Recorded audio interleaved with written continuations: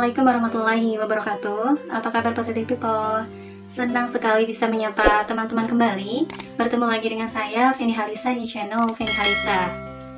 Di video kali ini, seperti biasanya, aku ingin sharing sekaligus merespon mengenai kasus yang kemarin sempat viral nih di pemberitaan baik di dalam negeri maupun di luar negeri, yaitu kasus penusukan salah satu ulama kebanggaan kita semua, yaitu Syekh Ali Jaber saat safari dakwah beliau di suatu kota. Kemudian aku juga membaca pemberitaan bahwa diduga orang yang menusuk ini atau pelaku penusukan itu mengalami gangguan kejiwaan atau ODGJ. Tetapi di sini aku nggak ingin berkomentar mengenai hal tersebut, apakah memang mengalami gangguan kejiwaan atau enggak.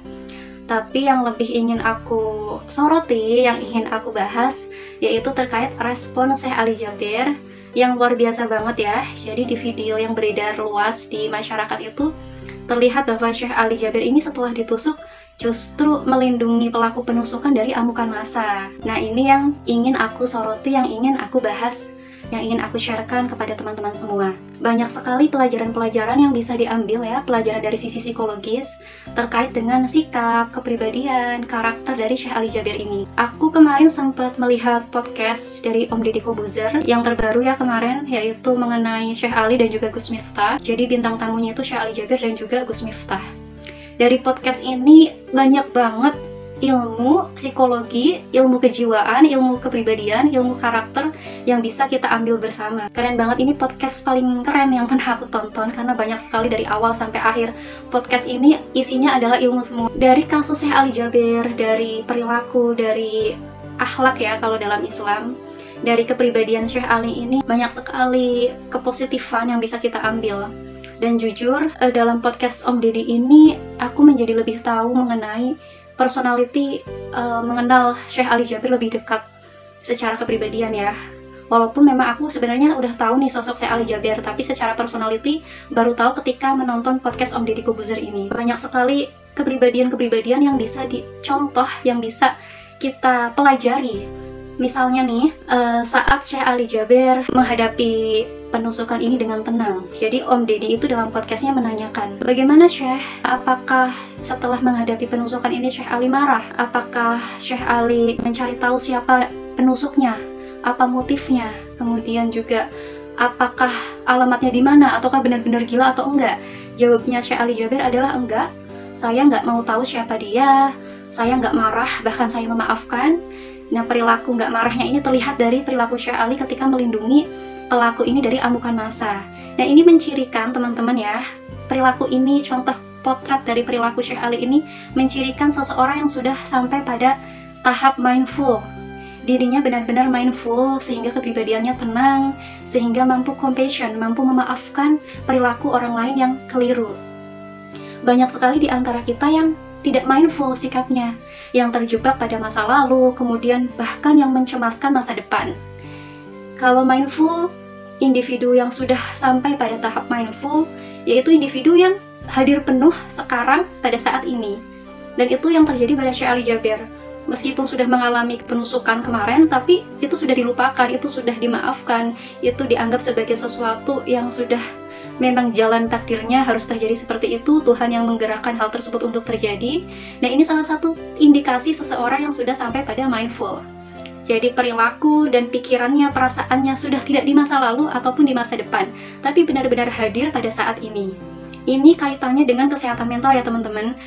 Orang yang mengalami depresi itu biasanya orang-orang yang perasaan dan pikirannya fokus ke masa lalu. Luka batin di masa lalu dibawa sampai saat ini, kemudian emosi-emosi negatif, perilaku-perilaku buruk yang orang lain lakukan terhadap diri kita di masa lalu, itu yang selalu dipikirkan. Pada akhirnya, ia terjebak di masa lalu, yang mengakibatkan depresi. Sebaliknya dengan individu yang cemas. Individu yang cemas itu individu yang pikiran dan perasaannya berada di masa depan. Masa depan belum terjadi, tapi sudah dipikirkan sedemikian detailnya. Sehingga dia sehari-harinya memikirkan apa besok mau seperti apa. Apakah besok akan gagal? Kalau gagal bagaimana? Dan lain sebagainya sampai hal-hal yang detail. Dan ini yang menyebabkan seseorang mengalami kecemasan. Lain halnya dengan Syekh Ali Jaber, sikapnya adalah here and now, saat ini, kondisi saat ini. Seperti yang Om Deddy Corbuzier tanyakan, apakah Syekh kemudian takut ketika nanti akan dakwah lagi di daerah lain? Apakah ada trauma? Syekh Ali menjawab tidak, sama sekali nggak takut. Bahkan setelah kasus penusukan, Syekh Ali sudah memulai safari dakwah lagi di daerah lain. Nah, ini salah satu indikasi seseorang yang sudah sampai pada tahap mindfulness. Ketika seseorang sudah sampai pada tahap tersebut, dia akan mudah untuk memaafkan, akan mudah untuk tenang, akan mudah untuk bisa berpikir positif terhadap hal-hal yang akan datang. Itu poin pertama yang dipelajari dari sikap Syekh Ali Jabir ini. Kemudian poin kedua yang luar biasa sekali ya, yang menjadi perhatianku, yaitu mengenai kontrol diri dengan manajemen emosi dari Syekh Ali Jabir. Kita mungkin ketika dihadapkan dalam fenomena, dalam kejadian yang semacam itu, mungkin akan marah ya. Apalagi hal tersebut mengancam nyawa kita. Ada orang yang ingin membunuh kita. Itu kan sesuatu yang membuat kita khawatir, membuat kita marah. Tetapi yang dilakukan Syekh Ali enggak. Justru melindungi pelaku penusukan dari amukan massa. Dan ini adalah kontrol diri yang luar biasa banget yang dicontohkan kepada kita semua. Ada kontrol diri dan manajemen emosi. Terlihat dari Syekh Ali nggak marah. Justru Syekh Ali memaafkan orang yang akan menusuknya itu, yang sudah menusuknya. Bandingkan dengan kita kadang baperan ya dengan stresor-stresor sedikit saja. Bahkan orang mencemooh aja yang nggak sampai melukai secara fisik, kita bisa marah besar. Tapi Syekh Ali yang sudah jelas-jelas melukai secara fisik, beliau bisa memaafkan, bisa melindungi dari amukan massa. Ini kontrol diri dan manajemen emosi yang luar biasa sekali, yang perlu kita contoh, yang perlu kita pelajari dari beliau. Kemudian poin selanjutnya nih, yang aku lihat dari Syekh Ali Jabir dalam hal kepemimpinannya nih. Jadi di podcast Om Deddy kemarin, Om Deddy bertanya pada Syekh Ali, Syekh kan bisa aja nih kemudian menggelar aksi massa misalnya, agar massa kemudian mencari tahu siapa sih dia sebenarnya, motifnya apa, apakah benar-benar gila atau enggak. Tapi jawabnya Syekh Ali, untuk apa? Hal tersebut sudah terjadi, ya sudah, untuk apa? Biarkan saya berkorban sendiri, asal jangan sampai mengorbankan umat, mengorbankan jamaah, mengorbankan orang banyak. Nah, teman-teman tahu nggak sih, ini adalah salah satu contoh konkret, contoh implementasi dari kepemimpinan profetik, tipe kepemimpinan profetik atau kepemimpinan kenabian. Dan ini yang sangat sedikit sekali dimiliki oleh orang-orang di luar sana. Jadi Syekh Ali ini termasuk limited edition ya, orang yang luar biasa. Jadi jarang sekali ada pemimpin-pemimpin yang memiliki kepemimpinan profetik, kepemimpinan kenabian. Kepemimpinan kenabian ini adalah salah satu jenis atau tipe kepemimpinan di mana fokus atau kekuatan utama pemimpinnya adalah spiritualitas. Kita bisa tahu ya, kita lihat semua bahwa Syekh Ali Jabir ini merupakan ulama besar Nusantara yang kiprahnya sudah kita tahu semua, dan inilah yang menjadi kekuatan utama kepemimpinan beliau. Sehingga dalam memimpinnya, Syekh Ali ini melakukan kepemimpinannya menggunakan teladan. Keteladanan beliau lah yang merupakan penggerak untuk memimpin ya.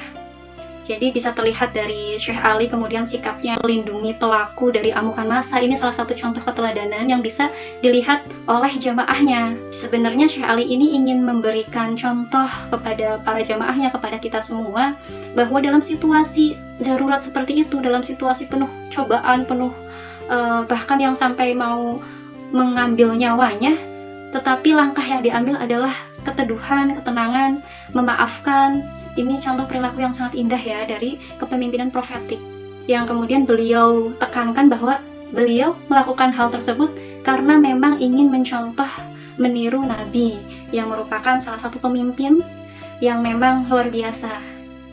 Nah, ini poin-poin penting yang bisa kita ambil dari sosok Syekh Ali Jabir dalam menghadapi situasi yang luar biasa sekali, situasi yang menyulut emosi berjuta-juta orang, yang membuat kita kaget, tetapi responnya justru luar biasa sekali dari Syekh Ali Jabir. Itu ya teman-teman ya, yang bisa kita ambil dari kepribadian Syekh Ali Jabir yang aku coba breakdown, yang coba aku pelajari dari sisi psikologi, dari sisi kepribadian, yaitu mengenai manajemen emosi, kemudian kontrol diri, kemudian juga mindfulness, dan kepemimpinan profetik. Semoga kita semua bisa menjadi individu-individu yang positif, individu-individu yang bisa seperti Syekh Ali Jabir, karena saat ini memang dibutuhkan sekali banyak orang-orang yang seperti Syekh Ali Jabir untuk membuat negara kita menjadi lebih damai. Terima kasih sudah menonton channel ini. Semoga ulasan atau sharing singkat ini bisa membuka cakrawala ilmu baru bagi teman-teman mengenai kepribadian, mengenai kesehatan mental, mengenai psikologi positif. Terima kasih. Wassalamualaikum warahmatullahi wabarakatuh.